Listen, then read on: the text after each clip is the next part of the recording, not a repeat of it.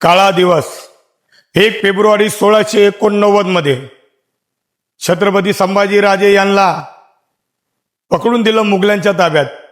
इतिहास साक्ष आहे, एका राजाला पकडण्यासाठी 80,000 कुत्रे आले होते. त्या राजाला मुघलांच्या ताब्यात दिलं.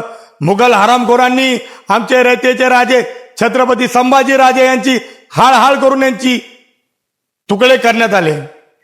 छत्रपती संभाजीराजांचे डोळे कापण्यात आले, छत्रपती संभाजीराजांचे कान कापण्यात आले, छत्रपती संभाजीराजांचे नख काढण्यात आले, छत्रपती संभाजीराजांचे शरीरावरची चामडी काढण्यात आली, छत्रपती संभाजीराजे यांचे हात पाय आणि त्यांच्या शरीरातले तुकडे काढण्यात आले आणि ते तुकडे वडू बुद्रुक मध्ये फेकण्यात आले.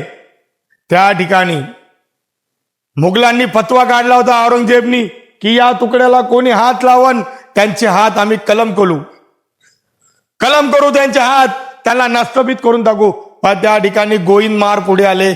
यांनी आपल्या जीवाची पर्वा न केली. गोविंदमारनी छत्रपती संभाजीराजांचे तुकडे जमा केले आणि ते शिवले आणि छत्रपती संभाजीराजांना आपल्या शेतामध्ये अग्निदहन केलं.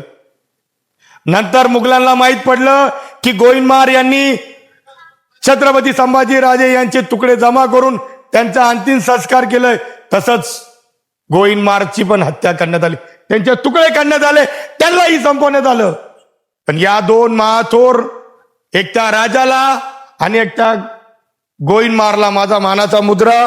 आज उडू बुद्रुक मध्ये छत्रपती संभाजीराजे यांची समाधी आहे आणि त्याच्या बाजूला गोविंदमार यांची बी समाधी आहे. माझ्या राजाला मानाचा मुद्रा.